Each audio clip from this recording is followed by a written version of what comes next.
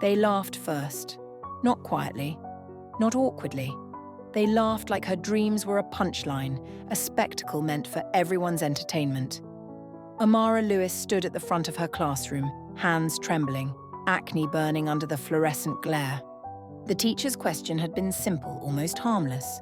What do you want to be when you grow up? She swallowed, her throat tight, then said, I want to be wealthy. I want to build businesses. The silence lasted half a heartbeat. Then the room erupted. A boy in the back sneered. With that face? Another chimed in. She thinks she's special, ha ha ha. Jason Cole, tall, adored, cruel without effort, leaned forward, his voice slicing through the noise. Dreams don't work if you don't. The laughter followed her even after she sat down, echoing in her ears like a chorus. She forced a smile, but inside, something splintered. Later, as the bell rang and students poured into the hallway, Jason wasn't finished. He climbed the stairs 2 at a time, just to find her. He stopped in front of her locker, smirked, and said loud enough for everyone nearby to hear. You're ugly, Amara. No business in the world can fix that. The words hit harder than the laughter. They were deliberate, sharpened like a blade. Her best friend, Lila, walked beside her in silence for a moment before whispering, almost apologetically, It's nice to have dreams, Amara, but those things, they don't happen to girls like us. Amara's smile faltered. She wanted to argue, to scream, to prove them all wrong, but the weight of their voices pressed down, heavy and suffocating. And yet, beneath the cracks, beneath the humiliation, something else stirred. A quiet ember. A promise she didn't dare speak aloud. One day, they'll regret laughing. That afternoon, Amara didn't wait for the bus. She walked home with her head down, tears blurring the cracked sidewalks beneath her feet. The moment she stepped through the door, she collapsed into her mother's arms and finally let the sobs out, the kind that come from holding in pain all day. Her mother didn't rush her or tell her to be strong. She wiped Amara's tears, held her close, and said softly, They don't see you yet, baby, but one day they will. In that quiet living room, between tear-stained sleeves and whispered prayers, Amara borrowed her mother's strength and carried it with her long after the pain faded. High school didn't get kinder. Her skin got worse, her confidence shrank, and the bullying followed her everywhere. Hallways, group chats, whispers behind her back. But she never stopped dreaming. After graduation, Amara poured everything she had into her first business. It failed, publicly. The second one failed even harder. People who once laughed now said, See, we told you.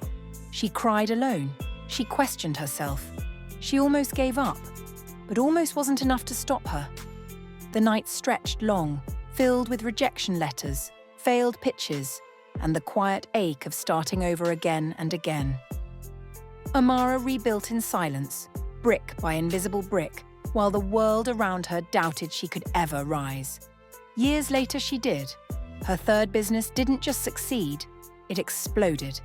Clients poured in, partnerships blossomed, and suddenly the girl who once trembled under fluorescent lights was signing contracts in glass towers. Then came the investments, then the money. Success filled her life in ways she had once only dared to imagine, cascading like a tide she could finally ride instead of drown beneath. But wealth wasn't the only measure. One night, she sat alone on her velvet couch, laptop balanced on her knees, scrolling through skincare routines. The glow of the screen lit her face as she paused at before and after photos that felt strangely intimate, almost like echoes of her own past.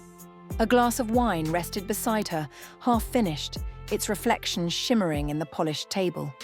She smiled, not out of insecurity but out of reflection. The girl who once cried over breakouts, who hid her face behind her hair, was now learning to care for herself gently, patiently, without shame. Each product she bookmarked felt symbolic, a ritual of healing. Proof that success wasn't only financial, it was emotional, intentional, deeply deserved. And that's when Jason came back. Same smile, same confidence, but this time, a different tone. He didn't climb stairs to mock her. He didn't sneer in front of a crowd. Instead, he stood in the doorway of her office, suit pressed, voice careful. The boy who once laughed at her dreams now spoke with respect, even hesitation. Hey, Amara. He said, pausing as though the name itself carried weight. I've been following your work. You've built something incredible. She looked up, calm and steady. The years of pain and persistence crystallized in her gaze. Jason's words hung in the air, heavy with irony. The same boy who once told her dreams don't work if you don't was now standing in front of her, proof that hers had, and she wanted to believe him. She put him on a pedestal so high she forgot to look down. When he proposed, her hands shook again, but this time from excitement. She thought she had won. The bully choosing her felt like validation. What she didn't know was that love wasn't his motive, money was. Months into the marriage, the mask slipped. Control, manipulation, hidden accounts. The divorce was ugly. And when it was over, she realized the ring was just a receipt. But heartbreak didn't end her story. It sharpened her. Amara rebuilt, not just her wealth, but her boundaries. She stopped chasing validation and started honoring herself. That's when she met Ethan. He wasn't loud or flashy or trying to impress her. He carried himself with quiet confidence, the kind that didn't need an audience. No agenda, no rush, just presence. For the first time, Amara felt seen without being measured. Ethan didn't love her success, her headlines, or her bank account. He loved her, the way she laughed at her own jokes, the way she scribbled ideas in the margins of notebooks, the way she still paused at sunsets like they were miracles. And this time, love didn't cost her anything. No humiliation, no compromise, no bargaining with her worth. With Ethan, she learned that love could be steady, gentle, and real. It wasn't about proving herself. It was about being herself. Years passed, and her name became more than a memory of a girl who once cried under fluorescent lights. Now, when people said Amara Lewis, they said it with respect. Her name carried weight. It carried triumph. The same classmates who once laughed at her dreams. The same voices that mocked her acne, her ambition, her audacity. They watched from a distance now. They scrolled through her interviews, her magazine covers, her speeches. They whispered her name in conversations, careful not to sound envious but unable to hide it. Jason Cole, the boy who once climbed stairs just to call her ugly, was among them. He didn't laugh anymore. He didn't sneer.